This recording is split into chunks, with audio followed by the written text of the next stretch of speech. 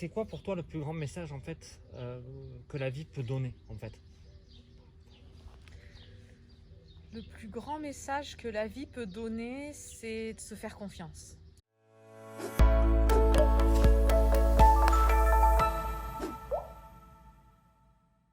C'est vraiment d'apprendre à se faire confiance, ça veut dire lâcher son mental, lâcher tout ce qui peut nous bloquer, tous les formatages, pour suivre son cœur, son intuition, ses ressentis. Parce que y a une phrase que j'aime depuis toujours, c'est le cœur sait, en fait.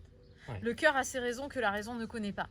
Et je me suis dit, en fait, tout au long de ma vie, c'est vraiment ça qui revient à chaque fois. C'est à chaque fois que tu te déconnectes de toi, à chaque fois que tu doutes de toi et que tu donnes à l'autre plus de pouvoir, enfin tu vois, comme s'il savait mieux que toi, et à chaque fois, t'es rattrapé par la vie te donne une petite claque en me disant attends, t'as pas compris en fait. Ok. Mais enfin, là je te suis, hein, mais t'es quand même d'accord qu'à un moment donné, on est bousculé par la vie et qu'on se retrouve forcément déconnecté. Enfin, on peut perdre pied sur des choses qu'on a vécues en fait.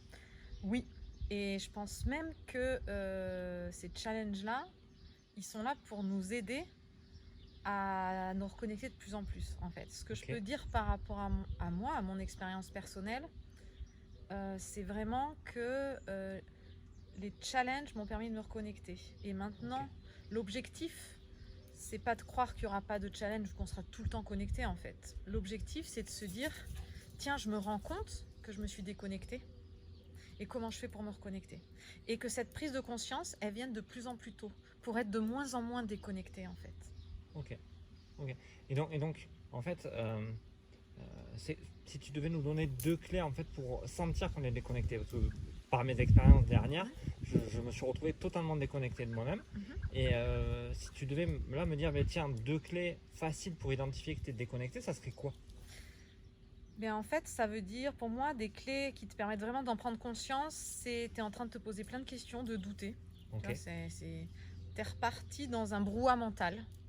Donc là, c'est que tu es déconnecté de toi. Tu n'es plus dans ton cœur ni dans ton corps, tu es reparti dans ta tête. Ah, le bruit, ce que j'appelais moi le bruit intérieur. Voilà. Et donc là, ça tourne en boucle, c'est épuisant. Et autre chose qui fait que c'est déconnecté, c'est, tu vois, la lourdeur. C'est quand tu souffles, tu sens que c'est lourd ou que tu en as marre, c'est qu'en fait, tu t'es déconnecté de toi parce que quand tu es toi, tu es léger. Quand c'est lourd, c'est que tu es dans le il faut, je dois, la contrainte et du coup l'obligation. Et c'est que tu t'es déconnecté de toi. Voilà, pour moi, c'est vraiment des signaux.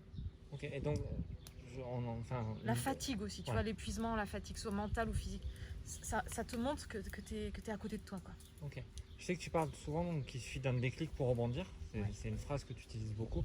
Je veux dire, aujourd'hui, je comprends qu'il faille rebondir et on a tous besoin de rebondir, mais les déclics, tu penses qu'on peut les trouver où en fait? Comment toi tu arrives à te dire, tiens, là je suis dans cette situation, c'est mon déclic pour rebondir. Enfin, comment tu peux interpréter ça? Qu'est-ce qui te permet en fait de l'interpréter? C'est quand tu as l'impression qu'il y a tout qui se ferme, tu vois, que en fait que tu continues, tu persévères et qu'en fait tu te prends des claques ou des portes, quoi. Et tu te dis mais c'est quoi le message? En tout cas, c'est vraiment ça, tu vois, tu persévères, t'avances et pourtant c'est toujours dur, c'est toujours lourd.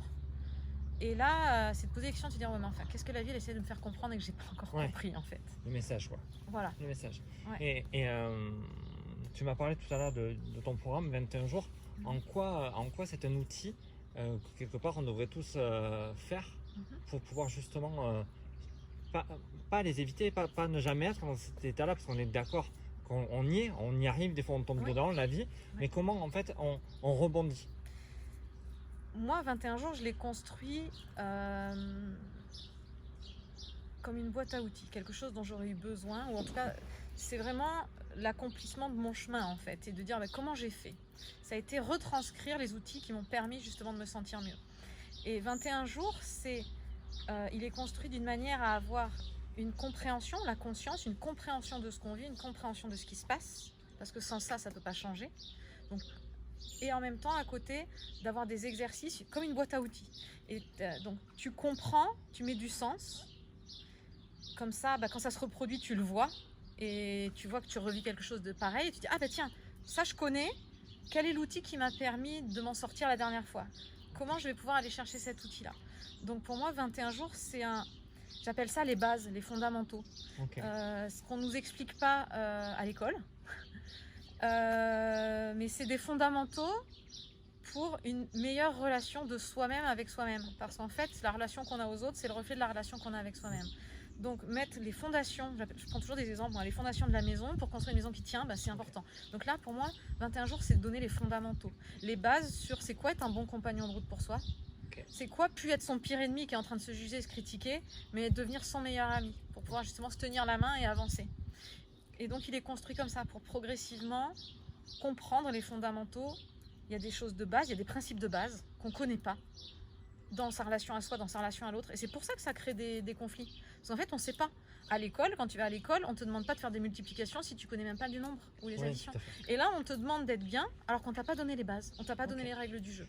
Donc, ok, là je comprends que c'est vraiment des outils, que ça permet de savoir rebondir quand tu te retrouves en difficulté, mais enfin, ça s'adresse à tout le monde, ça je l'entends. Mais par exemple, tu vois, c'est facile, je suis derrière la caméra donc on ne me voit pas, mais moi j'ai vécu des traumatismes de violence dans mon enfance. Est-ce que grâce à aujourd'hui, alors violence physique ou autre, hein, ça peut être tout le monde, est-ce que 21 jours peut soit permettre aux parents de comprendre ce qui se passe face à des gens qui sont en face d'eux, aux enfants ou à autres, ou à moi, ça va me permettre de redétecter en fait des peurs. Alors je pourrais répondre oui parce que je l'ai vu et que j'ai compris certaines choses, mais toi comment tu pourrais m'expliquer en fait et permettre d'expliquer aux gens comment cet outil 21 jours, enfin cette boîte à outils 21 jours peut leur permettre justement d'avoir des bons outils et des bonnes clés? Parce que 21 jours pour oser croire en soi, il est fait pour apprendre à mieux se connaître. Parce qu'en fait la base 1, l'étape 1 pour être plus heureux, plus épanoui, c'est réapprendre à être heureux en fait. La base 1, c'est déjà de se connaître et de se comprendre. Et donc ça se joue à plusieurs niveaux. Au niveau mental, mais se connaître, c'est qu'est-ce que je me raconte toute la journée, qu'est-ce que je me raconte sur moi, est-ce que j'ai des mots gentils, est-ce que j'ai des mots méchants, prendre conscience de ça, de ce qu'on se raconte, pour pouvoir le changer si c'est pas adapté, et souvent c'est pas adapté. Ça se joue aussi au niveau émotionnel, au niveau du cœur. En fait, on est coupé de nos ressentis, de notre cœur et de notre corps parce qu'on a souffert. Donc en fait, on a tout verrouillé pour plus souffrir et on n'est que dans notre tête. Et donc notre tête, elle est aux commandes de notre vie et elle n'est pas là pour nous rendre heureux, elle est là pour nous permettre de survivre. Donc ça marche, on est vivant, on est là, mais on n'est pas heureux en fait. Et donc, c'est vraiment pour réaligner tout. C'est-à-dire, ok, je comprends comment ça fonctionne intellectuellement, je me reconnecte à mes ressentis corporels, à mes émotions, et je comprends qu'en fait c'est pas là pour me faire du mal, mais au contraire que plus je vais me reconnecter à mon corps, utiliser mon corps, me remettre en mouvement et écouter mes émotions, et plus je vais pouvoir comprendre qui je suis, comprendre ce qui se joue en moi, ce que l'autre me renvoie dans une relation et ce que ça vient réveiller comme blessure, et du coup quels outils appropriés pour pouvoir pas réagir, pas être en réaction, en automatisme, en pilotage automatique, mais justement choisir comment je veux être, ce que je veux vivre, ce que je veux ressentir. Tu vois, quand tu parles de ça, moi ça me renvoie beaucoup à des images que j'ai de mes réactions. Tu vois, par exemple, moi, quand tu cries, je me mets en mode survie. C'est-à-dire, moi je rase les murs, ça me fait peur. Suite à mon enfance, à ce qu'on m'a dit, beaucoup répété. Donc moi je sais que c'est un de mes traumatismes que j'ai identifié il n'y a pas longtemps. Je veux dire, comment aujourd'hui en fait on peut s'en rendre compte? Enfin, qu'est-ce qui peut faire en fait que on le conscientise pour toi et qu'on puisse justement s'en libérer? Aujourd'hui, en tout cas dans ton exemple, tu l'as conscientisé. Parce que tu sais que cette action-là provoque ça chez toi. Donc c'est déjà conscient. Oui. L'étape 1, c'est ce que j'explique aux gens que j'accompagne. En fait, j'ai fait un système qui est un 8 de l'infini avec 4 C, 4 étapes clés. 1, la conscience. Sans conscience, il n'y a pas de transformation. Tant que tu n'as pas pris conscience que c'est cette action qui provoque ça chez toi, tu ne peux pas changer, tu vois. Donc il y a la conscience. Ensuite, la conscience va amener à la clarté. Avec, ok, j'ai pris conscience que quand on fait ça, je rase les murs. Qu'est-ce que je veux en fait? Qu'est-ce que je veux? Est-ce que je veux continuer à raser les murs? Et j'ai le droit, d'accord? Il n'y a pas de jugement. Oui, bien sûr. Donc 21 jours, il apprend ça aussi, à être de moins en moins dur avec soi-même, et exigeant, intransigeant, jugeant avec soi-même. Ou alors, non, j'ai envie d'autre chose. Ok, j'ai envie d'autre chose. Super. Donc déjà, la clarté, savoir où on veut aller. Parce que si on ne sait pas où on veut aller, on ne va pas y aller. Mais une fois que tu as la clarté, purée, il y a les peurs qui reviennent. Putain, mais, ouais, mais attends, je sais pas faire. Je sais pas faire ou machin, je vais pas y arriver. Il y a tout. Et donc, c'est OK. C'est pour ça que l'étape 3 est importante dans connexion. Ça veut dire la connexion, c'est comment je fais pour me sécuriser intérieurement, pour pouvoir justement... Ce qui fait qu'on y arrive, c'est la sécurité intérieure. D'accord? Donc la sécurité intérieure, c'est plusieurs choses. C'est la confiance en soi, l'estime de soi, plein de choses. C'est comment je fais pour aller chercher cette sécurité intérieure, cette connexion, pour pouvoir ensuite, 4e C, dans le sens courage, audace, action, passer à l'action et faire une action qui va me permettre d'avancer dans la direction que j'ai choisie au niveau de la clarté. Okay. Et donc 21 jours, il travaille sur ces 4 axes-là. Ouais. Parce que pour moi, c'est le cheminement. Ça veut dire travailler sur la conscience, justement en donnant aux gens des principes fondamentaux pour comprendre ce qui va amener la conscience. Ensuite, la clarté. On va travailler aussi sur la clarté, sur mais qu'est-ce que je veux, où je veux aller, reprendre. La clarté, pour moi, c'est reprendre les rênes de sa vie, reprendre son pouvoir personnel. Arrêter d'être dans le mode je subis et redevenir acteur de sa vie. Sauf qu'après, il y a toutes les peurs et on va travailler sur la connexion à soi. Comment on fait pour s'apporter de l'amour, de la bienveillance, se rassurer et ensuite passer à l'action, se mettre en mouvement. Tu vois, quand tu me parles de tout ça, j'ai une question qui me vient, mais en fait, j'ai envie de te dire, mais pourquoi les gens restent dans cet état-là? Pourquoi c'est pas automatique à un moment donné de conscientiser que on n'est pas bien, qu'on n'est pas à sa place, qu'on est dans un système de souffrance, de soumission, de violence, tout ça, et qu'on n'en sorte pas automatiquement? Ça serait quoi ta réponse? 3 clés pour déjà identifier qu'on est dans cette situation et identifier que on peut s'en sortir. En fait, déjà, il y a la conscience qui arrive quand on est prêt. D'accord? Ça veut dire qu'il n'y a pas à s'en vouloir de ne pas être conscient. Ouais. Parce que la conscience, elle arrive, enfin, je dis toujours, tout est parfait, la conscience, elle arrive au moment où on est prêt à l'accueillir. D'accord? Ça s'ouvre quand on est prêt. Et des fois, on a besoin de vivre des choses difficiles, de se prendre plusieurs fois des grosses claques. Et je suis bien placée, il n'y a pas de jugement, parce que j'en ai vécu des grosses claques, avant justement de comprendre, d'avoir le déclic. Et je dirais qu'un déclic, c'est ce dont on parlait tout à l'heure, c'est quand ça devient vraiment trop lourd, en fait. Tu vois, quand tu te poses des questions, tu te dis, mais en fait, à quoi je sers? C'est quoi ma vie? Mais pourquoi je suis là? Ou quand c'est vraiment trop lourd? Tu vois, la vie, on n'est pas là pour en chier. Pourtant, on est formaté un peu pour en chier. C'est ce que nous raconte la société, c'est ce que nous raconte. Et en fait, c'est pas ça le but. Donc moi, je sais qu'il y a eu des déclics, tu vois, quand il y a eu des choses lourdes qui sont arrivées et que j'étais un Y, en disant, en fait, soit je continue sur ce chemin et je meurs intérieurement. Oui, je serai vivante, je serai là, physiquement vivante, mais morte intérieurement. Soit j'ai envie d'autre chose, j'ai envie de vivre. Et quand tu te poses ces questions-là, c'est là qu'il y a la transformation qui peut arriver. Et j'ai perdu le fil du coup de ta question. Non, mais c'est pas grave parce que ça y répond quand même pas mal. Ta question, c'était qu'est-ce qui fait que les gens bougent pas, en fait, ou rebondissent pas. Je pense que ça va dépendre du niveau de traumatisme qu'ils ont, en fait. C'est-à-dire qu'on a tous vécu des traumatismes, mais à un degré plus ou moins important. Bien sûr. Et